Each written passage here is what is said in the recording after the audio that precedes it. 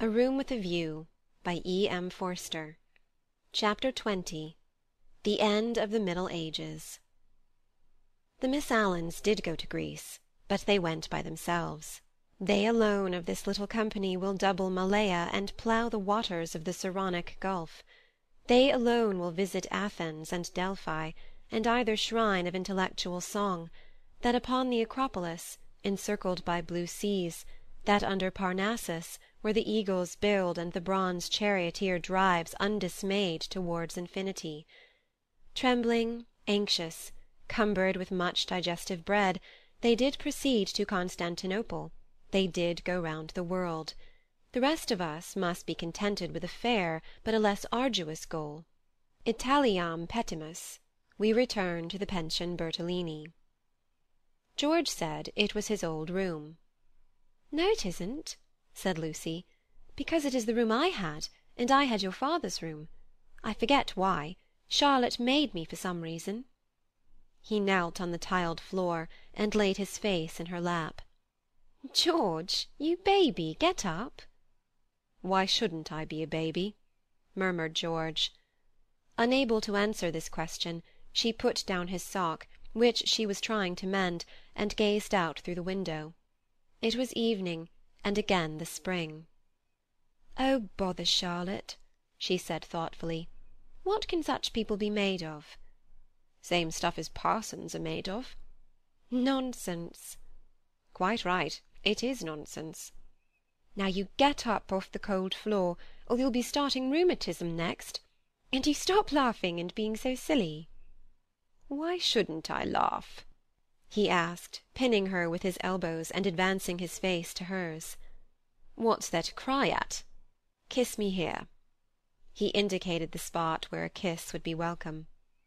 He was a boy, after all. When it came to the point, it was she who remembered the past, she into whose soul the iron had entered, she who knew whose this room had been last year. It endeared him to her strangely that he should sometimes be wrong. "Any letters?" he asked. "Just a line from Freddy." "Now, kiss me here, then here." Then, threatened with rheumatism, he strolled to the window, opened it, as the English will, and leant out. There was the parapet, there the river, there to the left the beginnings of the hills. The cab-driver, who at once saluted him with the hiss of a serpent, might be that very Phaeton who had set this happiness in motion 12 months ago. A passion of gratitude, all feelings grow to passions in the south, came over the husband, and he blessed the people and the things who had taken so much trouble about a young fool. He had helped himself, it is true, but how stupidly! All the fighting that mattered had been done by others, by Italy, by his father, by his wife. "Lucy, you come and look at the cypresses, and the church, whatever its name is, still shows." "San Miniato. I'll just finish your sock." "Signorino, domani faremo uno giro," called the cabman, with engaging certainty. George told him that he was mistaken. They had no money to throw away on driving. And the people who had not meant to help, the Miss Lavishes, the Cecils, the Miss Bartletts. Ever prone to magnify fate, George counted up the forces that had swept him into this contentment. "Anything good in Freddy's letter?" "Not yet." His own content was absolute, but hers held bitterness. The Honeychurches had not forgiven them. They were disgusted at her past hypocrisy. She had alienated Windy Corner, perhaps forever. "What does he say?" "Silly boy. He thinks he's being dignified. He knew we should go off in the spring, he has known it for 6 months, that if mother wouldn't give her consent we should take the thing into our own hands. They had fair warning, and now he calls it an elopement. Ridiculous boy." "Signorino, domani faremo uno giro." "But it will all come right in the end. He has to build us both up from the beginning again. I wish, though, that Cecil had not turned so cynical about women. He has, for the second time, quite altered. Why will men have theories about women? I haven't any about men. I wish, too, that Mr. Beebe—" "You may well wish that." "He will never forgive us. I mean he will never be interested in us again. I wish that he did not influence them so much at Windy Corner. I wish he hadn't. But if we act the truth, the people who really love us are sure to come back to us in the long run." "Perhaps." Then he said more gently, "Well, I acted the truth, the only thing I did do, and you came back to me. So possibly you know—" He turned back into the room. "Nonsense with that sock."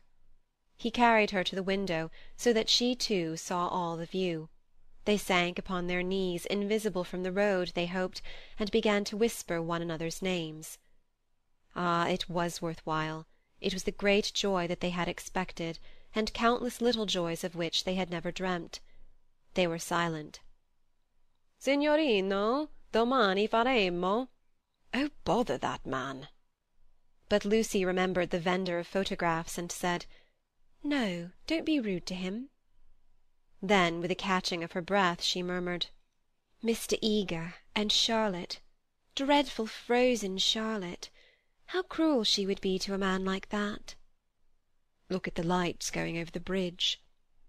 "But this room reminds me of Charlotte. How horrible to grow old in Charlotte's way.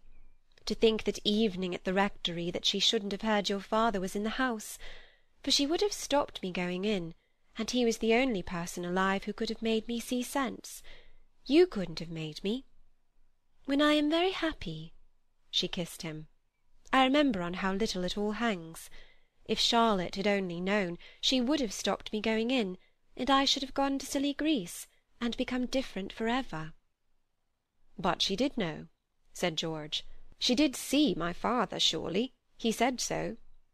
"Oh, no, she didn't see him. She was upstairs with old Mrs. Beebe, don't you remember? And then went straight to the church. She said so." George was obstinate again. "My father," said he, "saw her, and I prefer his word. He was dozing by the study fire, and he opened his eyes, and there was Miss Bartlett, a few minutes before you came in. She was turning to go as he woke up. He didn't speak to her." Then they spoke of other things, the desultory talk of those who have been fighting to reach one another, and whose reward is to rest quietly in each other's arms. It was long ere they returned to Miss Bartlett, but when they did, her behaviour seemed more interesting. George, who disliked any darkness, said, "It's clear that she knew. Then why did she risk the meeting? She knew he was there, and yet she went to the church." They tried to piece the thing together. As they talked, an incredible solution came into Lucy's mind. She rejected it and said, "How like Charlotte to undo her work by a feeble muddle at the last moment!" But something in the dying evening, in the roar of the river, in their very embrace, warned them that her words fell short of life, and George whispered, "Or did she mean it?" "Mean what?" "Signorino, domani faremo uno giro." Lucy bent forward and said with gentleness, "Lascia, prego, lascia. Siamo sposati." "Scusi tanto, signora," he replied, in tones as gentle, and whipped up his horse. "Buona sera, e grazie." "Niente." The cabman drove away singing. "Mean what, George?" He whispered, "Is it this? Is this possible? I'll put a marvel to you, that your cousin has always hoped, that from the very first moment we met, she hoped far down in her mind that we should be like this, of course very far down, that she fought us on the surface, and yet she hoped. I can't explain her any other way. Can you? Look how she kept me alive in you all the summer, how she gave you no peace, how month after month she became more eccentric and unreliable. The sight of us haunted her, or she couldn't have described us as she did to her friend. There are details. It burnt. I read the book afterwards. She is not frozen, Lucy. She is not withered up all through. She tore us apart twice, but in the rectory that evening she was given one more chance to make us happy. We can never make friends with her, or thank her. But I do believe that far down in her heart, far below all speech and behaviour, She is glad." "It is impossible," murmured Lucy, and then, remembering the experiences of her own heart, she said, "No, it is just possible." Youth enwrapped them. The song of Phaethon announced passion requited, love attained. But they were conscious of a love more mysterious than this. The song died away. They heard the river, bearing down the snows of winter into the Mediterranean. End of Chapter 20. End of A Room with a View by E. M. Forster.